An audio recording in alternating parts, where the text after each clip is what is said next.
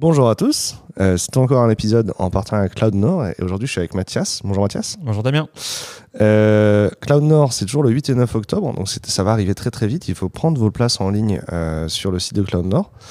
Et le programme a déjà été annoncé, donc au moins allez regarder un coup d'œil aux conférences qui sont prévues. Il y a beaucoup de sujets très intéressants. Je trouve que l'équipe a allé chercher des sujets d'actualité. On est vraiment avec des sujets très différents l'an dernier, donc c'est chouette. Mathias, tu t'appelles Mathias Dupont. Exact. Tu travailles chez ADO Service depuis 5 ans.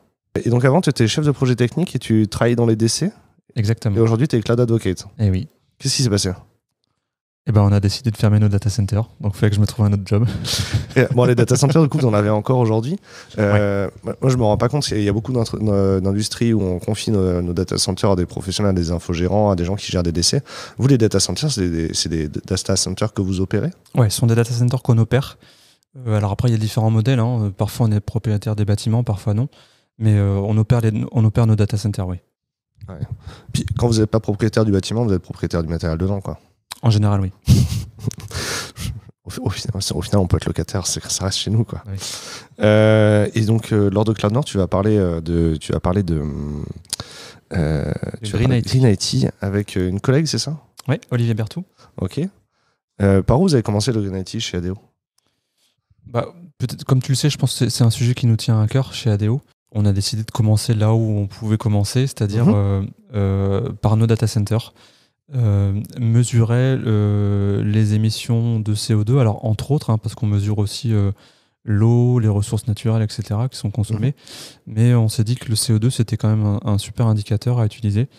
Donc, on s'est fait aider par une entreprise pour mesurer les émissions en CO2 de nos data centers.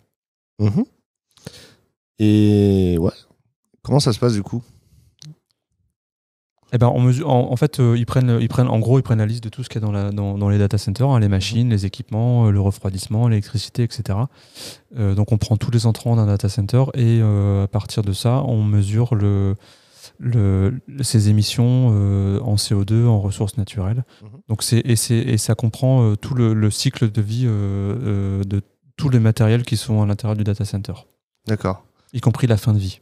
Et comment ça affiché pour les gens dans l'IT chez vous ? Comment ils le voient, les indicateurs ? Alors nous, on a récupéré un gros indicateur d'émissions de CO2.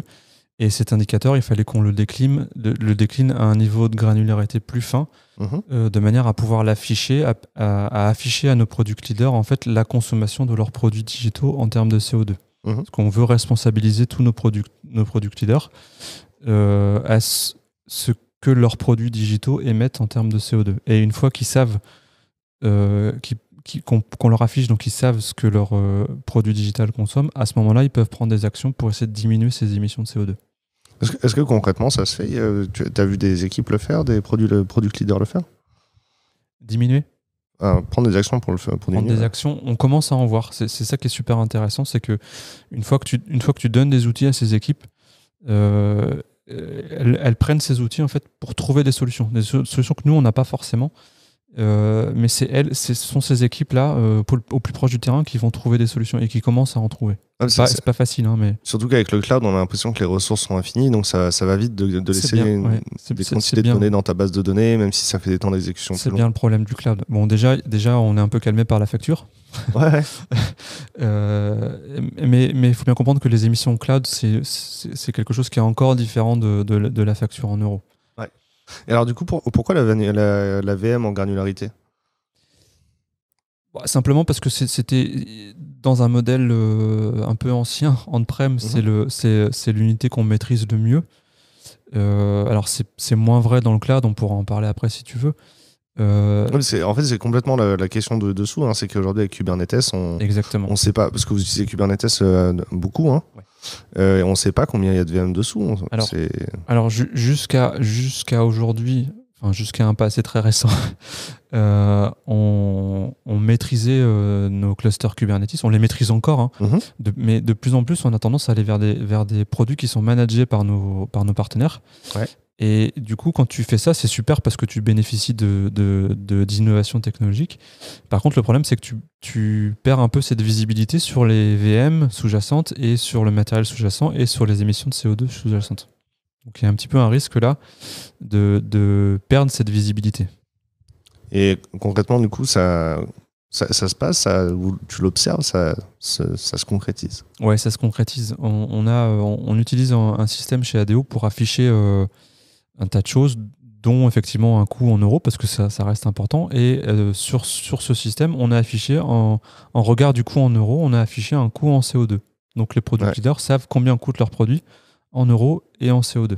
Et comment tu fais, comment vous faites, parce que le cloud, tu peux pas avoir le coût en CO2 des VM dans le cloud, forcément. C'est là qu'on rencontre des difficultés.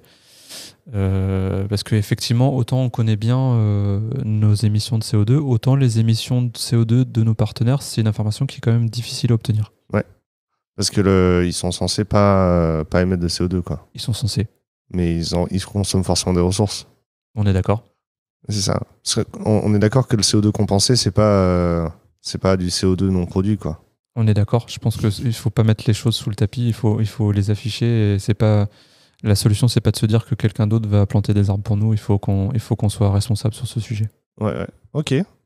Est-ce que c'est quoi le futur finalement du Green IT chez ADO? Je pense que c'est quoi les prochaines expérimentations que vous allez mener, par exemple? Il y en a plein, hein. Comme je te l'ai dit, sur le cloud, on est un petit peu embêté, donc parce que encore une fois, on n'a pas ces chiffres de nos data centers. Donc il y a plusieurs pistes. On pourrait imaginer extrapoler nos chiffres à nous pour des data centers de nos partenaires, sachant qu'ils sont probablement plus efficaces que nous, mais à la limite, peu importe, parce que l'idée, c'est de diminuer ces consommations. Donc l'important, c'est le niveau de départ et ce qu'on va mettre en place pour le diminuer. Donc on étudie des pistes pour afficher nos émissions de CO2 dans le cloud de la même manière qu'on le fait pour nos data centers. Ok. Ouais, ça c'est la solution. Et est-ce que par exemple du coup les postes clients c'est considéré en Green IT chez vous ou c'est une autre équipe qui le fait? Oui. Olivia pourrait parler de ce sujet, elle le connaît bien. C'est considéré effectivement, alors pas dans le data center, ce sont des postes utilisateurs, mais oui, c'est des choses qu'on regarde de près, notamment les écrans qui sont les plus consommateurs en termes de CO2. Et alors du coup, parce que... Je savais pas, j'ai découvert ça. Ah ouais, mais c'est un des premiers sujets, parce que j'imagine que les équipes front sur le romainlin.fr, typiquement, quand ils travaillent pour améliorer les webperf, ils vont forcément améliorer l'impact CO2 sur les postes clients aussi, quoi. Ouais, on pourra en parler. On parlait tout à l'heure de mise en place concrète d'actions pour diminuer les émissions de CO2. Les équipes des sites web, par exemple, Leroy Merlin France, font partie de ces équipes qui innovent et qui cherchent des solutions pour baisser leurs émissions de CO2. Bah, du coup, on viendra voir la conférence pour en savoir plus. C'est cool. Avec plaisir. Merci beaucoup d'être venu. Pour ceux qui nous ont écoutés, écoutez, je suis super content que vous suiviez cette série de podcasts. N'hésitez pas à nous faire des feedbacks, à m'envoyer des DM sur Twitter. C'est toujours @thedamfr. Et puis on se voit à Cloud Nord. Il y aura des moments de convivialité, notamment le jeudi soir, le moment de convivialité. Je devrais faire une petite animation sympathique. Et le vendredi midi, il y a une table ronde.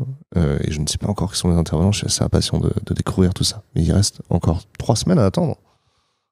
Ça va être Ça va arriver vite. Ça va arriver vite. Moi, j'ai pas. Mathias, il a sa conférence à préparer. Pour lui, ça va arriver vite. Et moi, je trouve ça super long parce que j'ai envie d'y être tout de suite. Ok, merci beaucoup. Merci à toi, Damien. Est-ce que tu as un dernier mot pour les futurs participants? Ça va être fun. Ça va être fun. Super cool. À bientôt.